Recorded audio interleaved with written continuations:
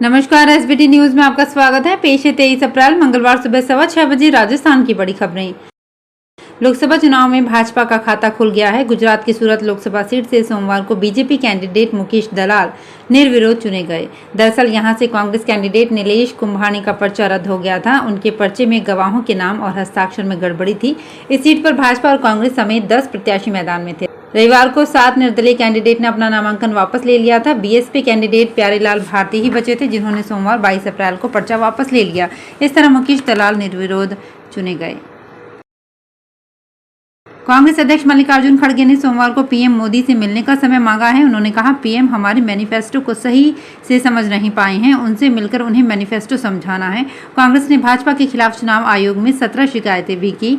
दरअसल प्रधानमंत्री नरेंद्र मोदी समेत भाजपा नेता कांग्रेस मैनिफेस्टो को मुस्लिम लीग का मैनिफेस्टो बता रहे हैं। पीएम ने सोमवार को यूपी के अलीगढ़ में कहा, कांग्रेस जनता की कमाई छीनकर ज्यादा बच्चे वालों को देना चाहती है। इससे पहले रविवार को राजस्थान के बांसवाड़ा में कहा था, मेरी माताओं बहनों की जिंदगी में सोना सिर्फ शो करने के लिए नहीं होता, उसके स्वाभिमान से जुड़ा हुआ है। उनका मंगलसूत्र सोने की कीमत का मुद्दा नहीं है, उनके जीवन के सपनों से जुड़ा है। आप घोषणा पत्र में इसे छीनने की बात कर रहे हो।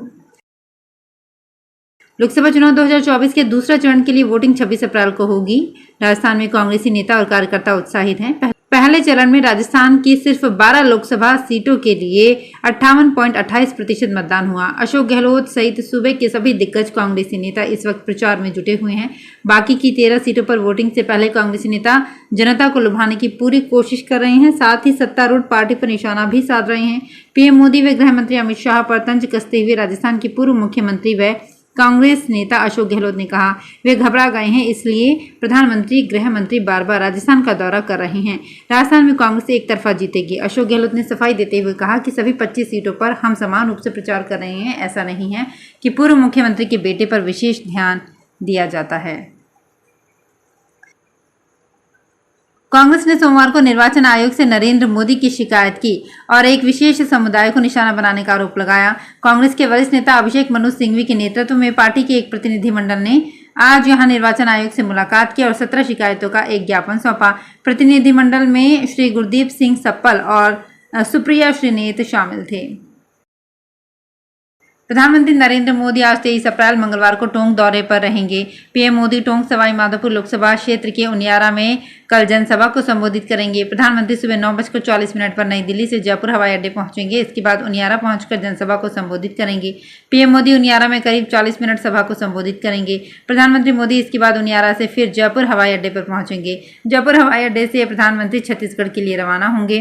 टोंक सवाई माधोपुर सीट से कांग्रेस के हरीश मीणा को प्रत्याशी घोषित किया गया है। बीजेपी ने सुखबीर सिंह जौनपुरिया पर दांव खेला है। कलकत्ता हाईकोर्ट ने सोमवार को 2016 में हुई शिक्षक भर्ती रद्द कर दी।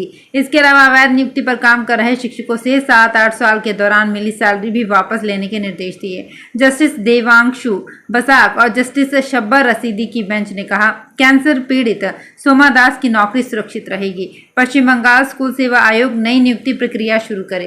हाईकोर्ट के आदेश को मुख्यमंत्री ममता बनर्जी ने गैर कानूनी बताया है। उन्होंने कहा, हम उन लोगों के साथ खड़े रहेंगे जिनकी नौकरियां चली गई।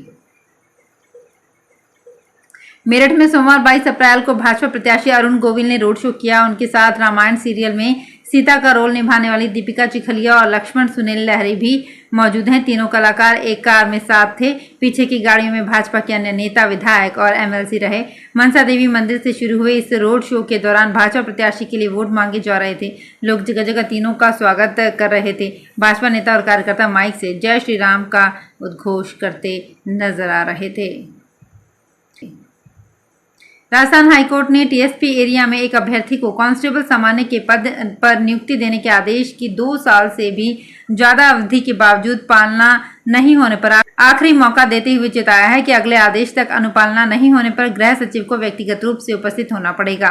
न्यायाधीश रेखा बोराना की एकल पीठ में याचिकाकर्ता आशीष कुमार की ओर से अधिवक्ता श्रेयांश मरडिया ने अवमानना याचिका की पैरवी करते हुए कहा कि एकल पीठ ने 14 दिसंबर 2021 को याचिकाकर्ता को नियुक्ति देने के निर्देश दिए थे, लेकिन पहले राज्य सरकार ने इसकी पालना नहीं की और बाद में एकल पीठ के आदेश के खिलाफ खंडपीठ में अपील दायर कर दी। राजस्थान में दूसरे चरण के मतदान से ठीक पहले जोधपुर से प्रत्याशी करण सिंह उचियारड़ा के खिलाफ उदयपुर एनआई 7 कोर्ट की गिरफ्तारी वारंट जारी किया गया है। कोर्ट ने इस आदेश के बाद कांग्रेस प्रत्याशी की मुश्किलें बढ़ा दी है।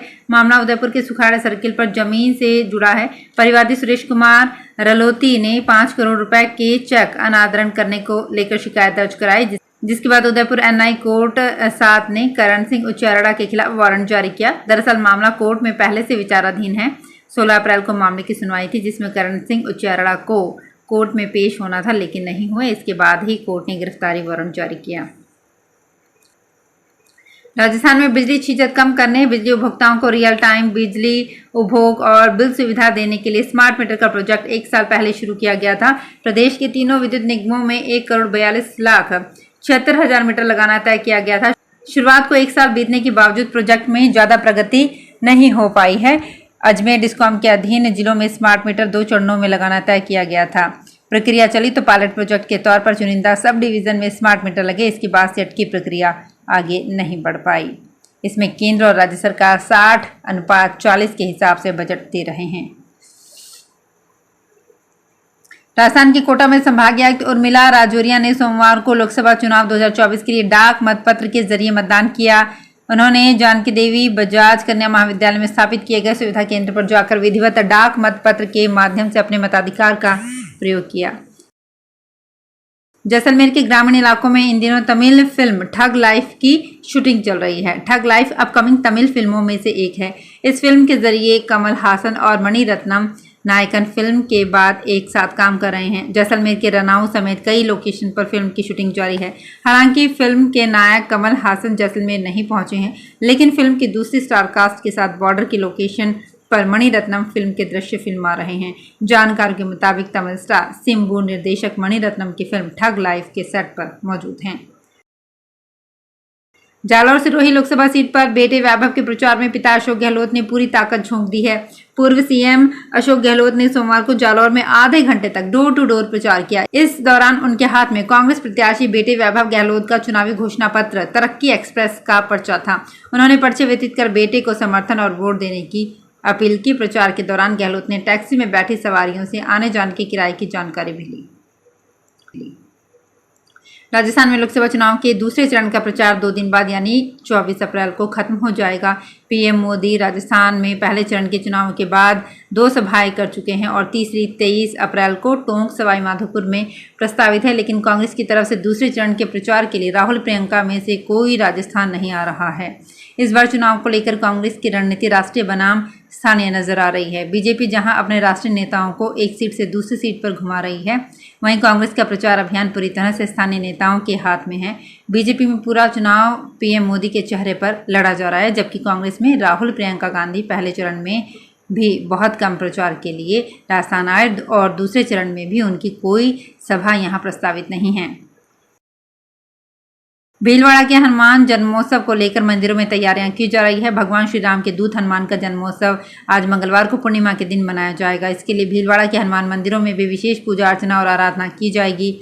प्रमुख मंदिरों में बालाजी को स्वर्ण चोला चढ़ाया जाएगा। भीलवाड़ा के प्रमुख मंदिरों में शामिल बालाजी मार्केट स्थित बालाजी मंदिर 31 बोरी शक्कर से मीठी नुक्ति का प्रसाद तैयार किया जा रहा है, जिसे 21,000 पैकेट में श्रद्धालुओं को वितरित किया जाएगा। तो फिलहाल खास खबरों में इतना ही और ताज़ा खबरों की जानकारी के लिए देखते रहिए एसबीटी न्यूज़। धन्यवाद।